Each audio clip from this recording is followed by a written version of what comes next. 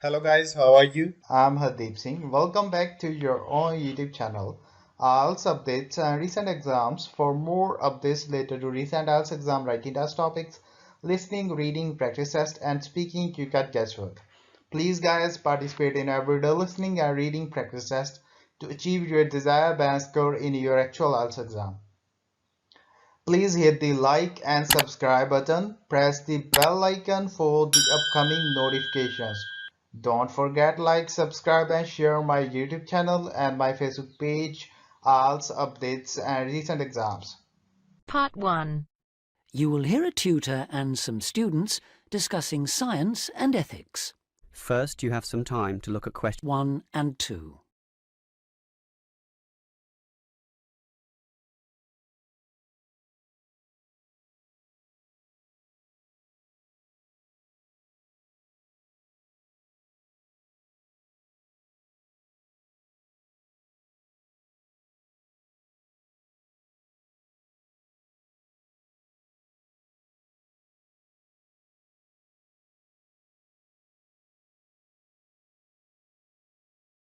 In the 19th century, scientific discoveries took a long time to produce any actual applications, and scientists might have had a case for giving little thought to the social or environmental impact of their work.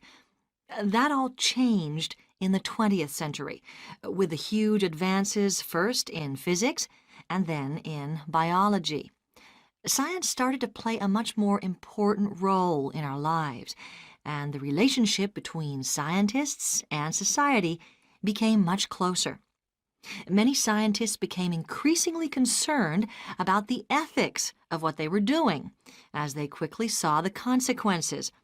The benefits, such as vastly improved crop yields and the eradication of diseases like bubonic plague, but also terrible damage in the form of pollution and chemical weapons.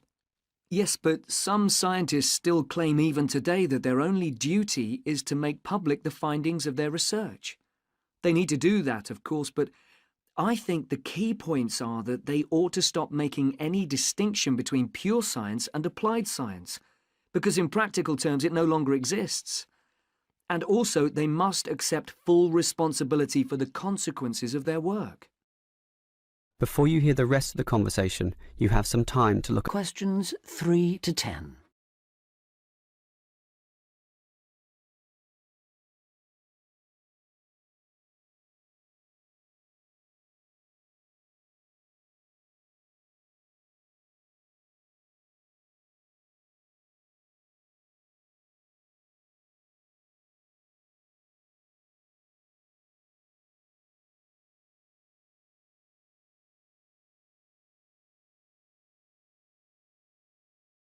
Let's explore that last point a little further. How can scientists put that responsibility into practice? By educating the public, particularly through the media and at the workplace. Another thing they must do is advise on what might one day go wrong as a result of what they're coming up with now. That seems essential. And just as importantly, if and when things do go wrong, they need to sort them out, especially where the fault lies with the original research. How do you feel about the international role of scientists, given that their work crosses frontiers so readily? I think it gives them, or at least should give them, a global view. In this respect, some of them are better placed than many politicians to see how new discoveries are likely to affect particular parts of the world. But will the politicians listen? Probably not. But I'm not suggesting getting involved with politics or politicians. Much better to raise the public's awareness of scientific issues so they can put the pressure on at election time. There's a problem here, though, isn't there, with the way the public sees scientists? They're all either mad or bad. That's something they need to work on, definitely. To regain public trust, they'll have to show they're accountable, and that science is about improving people's lives. That may not be so easy. What do you think are the areas in science that really worry people these days? Science in agriculture, above all. There's been all this media hysteria about Frankenstein foods, but there is a genuine issue here. Whether adding specific genes to plants is a valid way of increasing food production, or whether it risks the appearance of new diseases, of superweeds and pests. which links it to another controversy, using chemicals to control pests. And that's something else that was at first thought to be harmless, but we now know that the careless spraying of crops has led to all kinds of health problems for people. Plus a devastating loss of biodiversity, with huge numbers of insects, birds and mammals simply disappearing from the countryside, fish dying in poisoned rivers and so on. And of course, if we're talking about death on a massive scale, then we have to mention the role of science in enabling the military to wage chemical and biological and nuclear warfare, which has destroyed life in so many parts of the world. Okay, I think we've identified some major topics there. There's something I'd like to add, if I may. Sure, it's important for scientists and future scientists to talk about major issues like these, but we might also want to look at what we can do or not do in our everyday lives, particularly as many of us will be earning more money than we actually need for basic necessities. I'm thinking here of things like burning fossil fuels by driving everywhere. What do you think? Well, something that scientists seem to do rather too often is take planes to distant places, which is highly damaging environmentally. For instance, to attend conferences on subjects like the disappearing ozone layer. When nowadays they could probably stay at work and use a video conferencing link anyway. Which may in fact be an example of how progress in computer science can impact positively on the environment. But going back to harmful things, what else can be done? Again, on the air transport theme, there are the huge distances a lot of consumer goods travel before they actually reach the shops in this country. This seems another extreme waste of energy, especially if much of what is being produced and carried is packaging. Perhaps it's worth shopping for more locally produced items. That is the end of part 1. You now have half a minute to check your answers.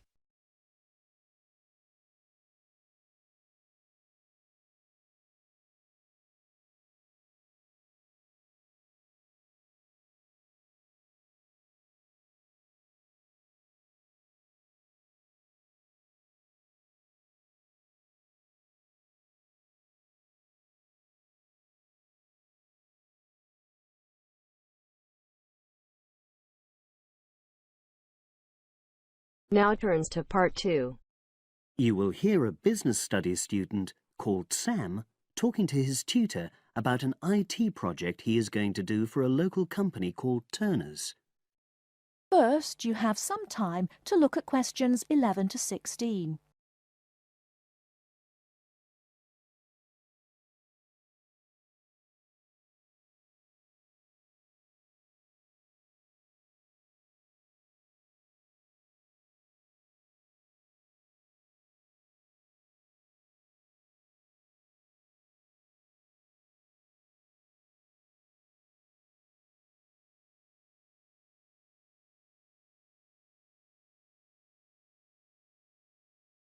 Hello, Sam. Come in and sit down. Thanks. You're here to discuss your company-based IT project, aren't you? Yes, I've been to see the manager and he's given me a lot of ideas about projects that the company would find useful, but I wanted to ask your opinion about them before I choose one. Yes, that's fine. Now, this company's called Turner's, isn't it? That's right. It's a small engineering company. They make machine components for trade use. They're well established. They started in 1976, but they're a bit old-fashioned. Okay. And what kind of projects did Turner's suggest you could do for the company? Well, they want some improvements made to their customer database. The one that they've got at the moment isn't very useful in some ways. I had a quick look at it. That would be a very straightforward project, and it'd be simple enough to evaluate, but I don't think you'd get enough out of a project like that. You wouldn't learn anything new. Well, another project they suggested is to do with their online sales catalogue. At the moment, customers can look at their products, but they can't actually order them online, which must affect their competitiveness. But I said I thought it would take too long. It's quite a big task. You're right. It's too much for the time you've got. It's a pity, though. Then they want some help with their payroll system. At the moment, the way they calculate pay involves a lot of manual accounting. I suggested they could have a system where employees register electronically when they arrive and leave work, so the hours they do could be transferred automatically. I think you'd get a lot out of a project like that. It would extend your skills, but it wouldn't be too much to take on. A student did something similar a couple of years ago, but this is slightly different. Well, then they need help with their stock inventory. They do everything manually. Really? Yes, and it takes so much time. Ugh, it's probably very inaccurate, too. An electronic inventory would probably be the biggest single benefit for the company. I'm surprised they haven't had it done before. I know. Then they wanted to improve their internal security. The manager had visited other companies where the staff use swipe cards to access various areas of the building. It sounded useful, but the trouble is I'm not really sure how to do it. Well, I think you're right in that assessment. At the moment, it's probably a bit beyond your level of knowledge. Is that all? Just one more. Customer service. They want to be able to collect feedback from their customers in a more systematic way. At the moment, it's a bit of a mess, and they probably lose business as a result. Would that involve you going to see customers at their own premises? Because in that case, you might have to do a fair amount of traveling, and that would incur expenses that haven't been agreed with these companies. I never thought of that. Well, it might not be a problem, but it's something that needs clarifying. Well, I hope that's been helpful in narrowing down the options. Yes, it has, thanks. I'll be able to make a decision now. But while I'm here, can I talk to you about coursework? Sure. Before you hear the rest of the talk, you have some time to look at questions 17 to 20.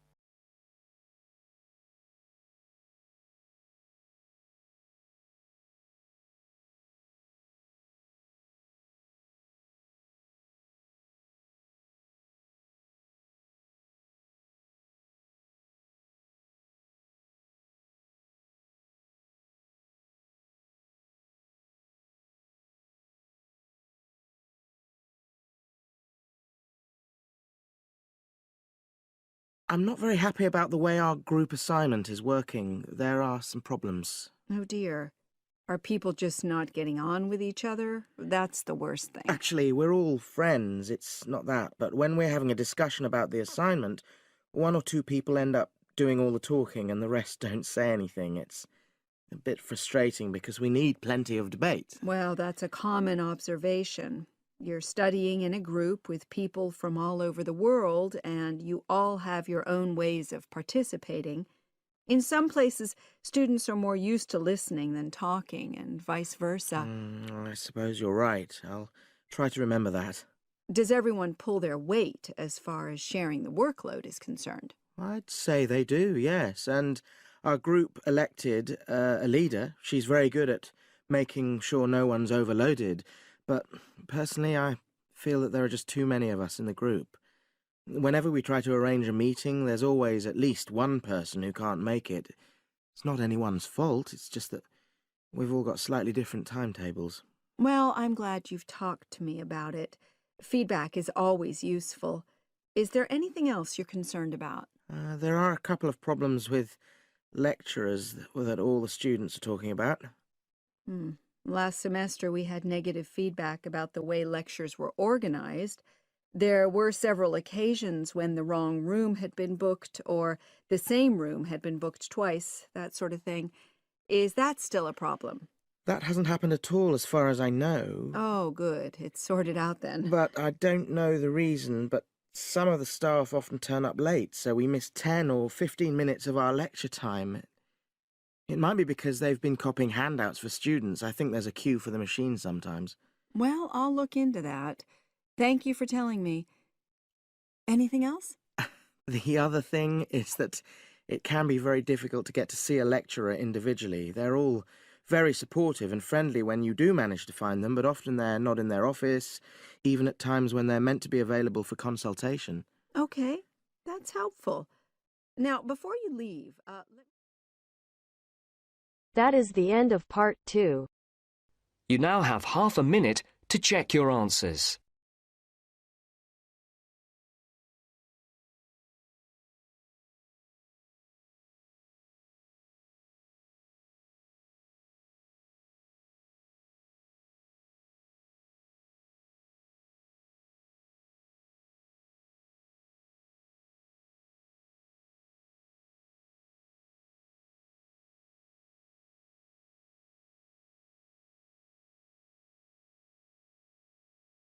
Now turns to part 3. You are going to hear the rest of the talk about family history. First, you have some time to look at questions 21 to 25.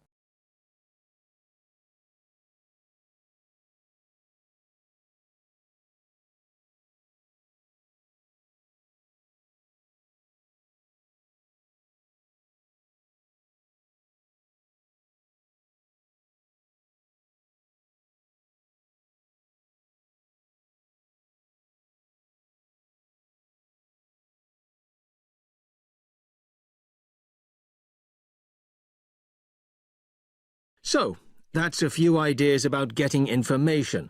But what about methods of recording it? Of course, you can just write down what family members say. But it's even better if you can use a tape, so that you can record them as they're talking. Then you don't have to worry too much about making mistakes. You'll always be able to listen to it again. But whatever method you do use to record information, remember that it's very important to make a note of exactly how you got it. So, if you are using tape, always start the recording by saying the date and the place, as well as the name of the person you're interviewing. So, apart from people's memories, where else can you find information? Well, there are all sorts of documents, and they can be extremely useful. People keep lots of kinds of documents in the home, like photos or letters or diaries or birth certificates. And some people keep things from newspapers, like obituaries. Obituaries are announcements of a person's death, and they usually contain a lot of detail about that individual, like address, occupation, date of death, as well as the names and ages of the widow or widower and the dead person's children. So, be creative. Look around your home or the home of your relatives for any items that might contain clues, such as these about your family history. Okay?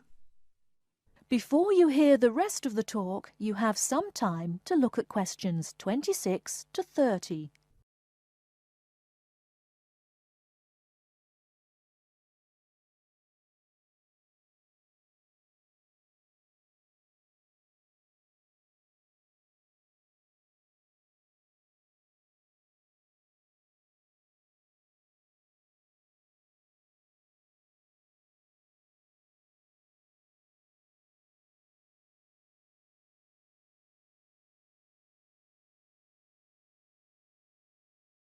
Now, you'll find that you'll collect a lot of information, so you'll need to record it in an organised way.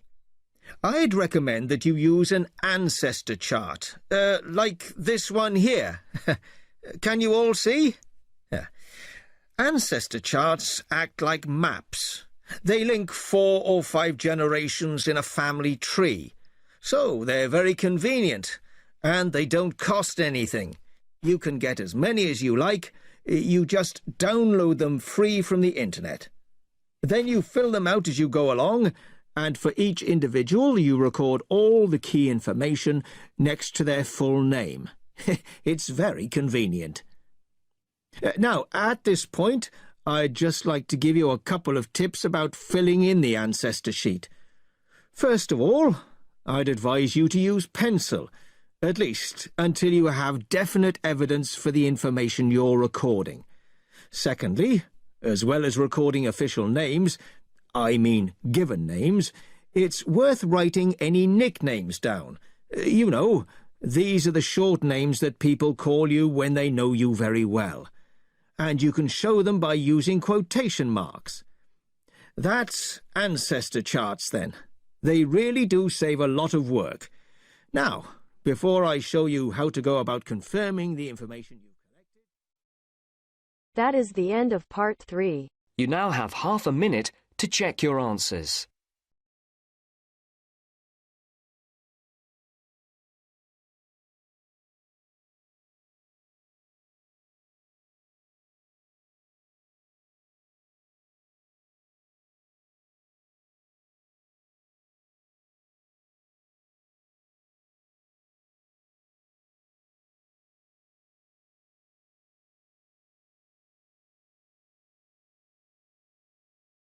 Now turns to part 4. Today I'm going to talk about my end-of-year project. First, you have some time to look at questions 31 to 40.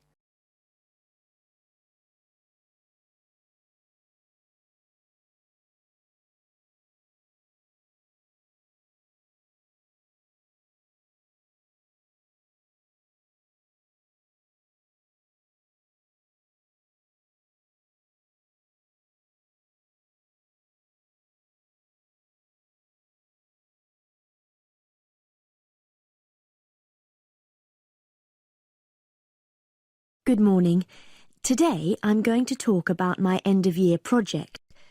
I wanted to find out why men and women tend to perform at different levels in particular sports. Let me start by explaining why I chose this subject.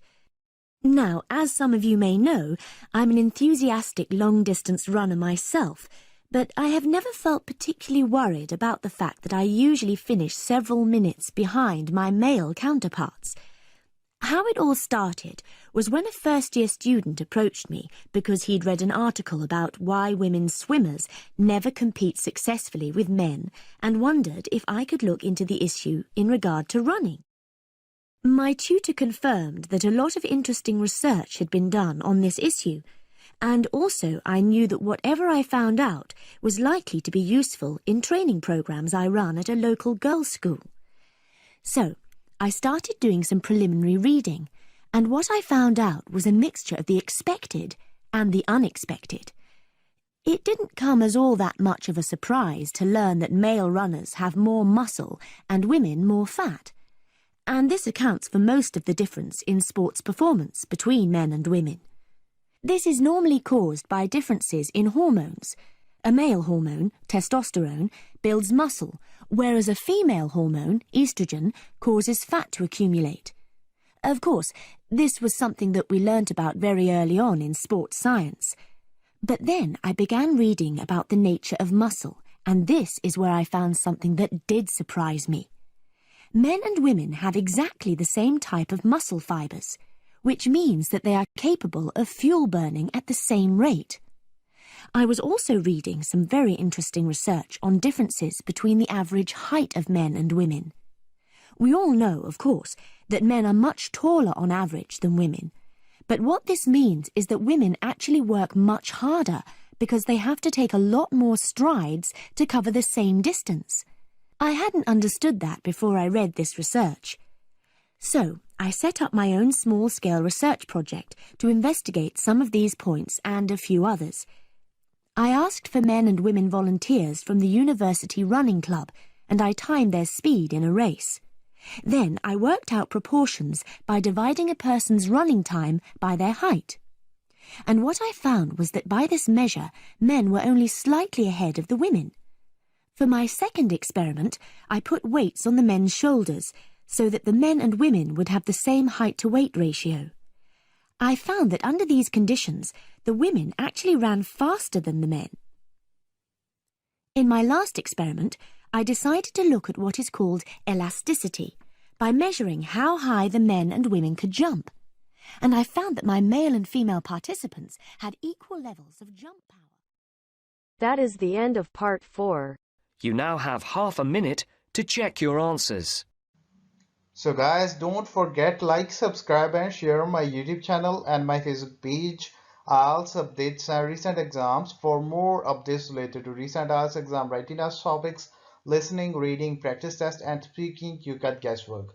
Please guys, participate in everyday new IELTS listening and reading practice tests to achieve your desired band score in your actual IELTS exam. For more IELTS material, visit my official website www.ieltsupdatesandrecentexams.com. The link is given below in the description. If you need PDF files of latest IELTS material, then please join my Telegram channel. So guys, please write your score below the comment section. Again, thanks for listening. God bless you all guys. Stay tuned, stay safe.